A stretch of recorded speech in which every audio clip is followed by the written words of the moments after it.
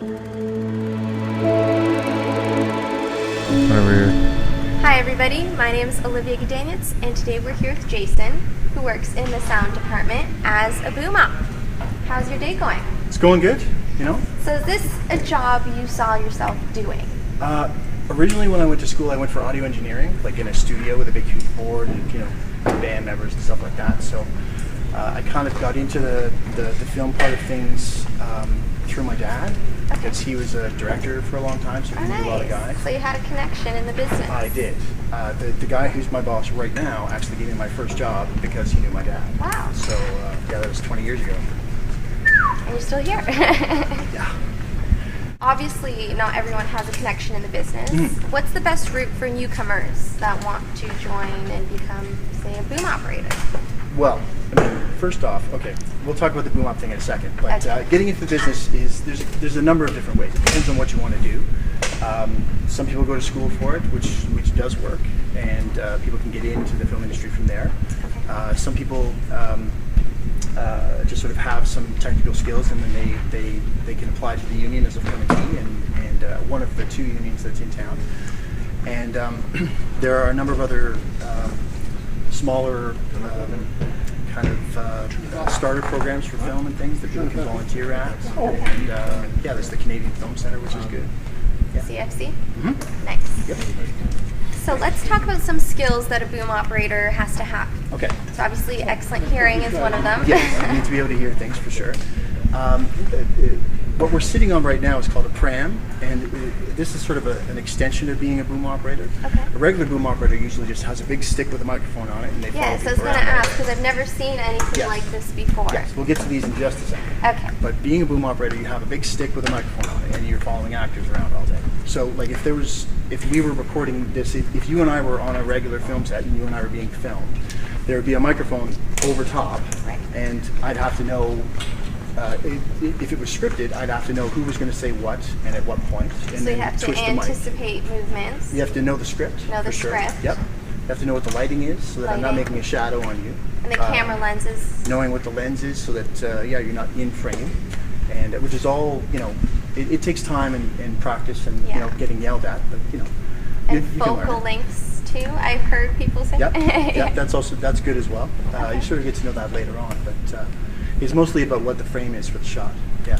Wonderful. And then if the actors are moving around, you have to be able to move with them. Of course. And there's a number of other tools that we have as well, not just the stick on the boom pole. There's lav mics as well, or radio mics, that we can put directly on an actor. That's a whole other science in itself. So what kind of show requires, I guess, this kind of setup? So we're doing a show called Max and Shred, which is sort of a box-style show, box set-style show, like Cheers or Friends or How I Met Your Mother, something like that. Yeah. So there's only 3 walls to the set ever, right, on any set that they go to, and they do those shows with typically more than 2 cameras, whereas stuff that. Other things like different types of shows like ER and Rookie Blue and things like that, Rain, are done usually with 2 cameras on dollies that get pushed around. These shows typically use about 4 cameras, and so they're all around. They're 2 in the center and then 2 on the sides. And because of that, we usually need to get over them, and we usually need to reach a little bit further than a regular boom pole could ever reach. So we use these things, which are giant. What is cranes. this called? It's called a pram. And it's basically a crane with a microphone on the end.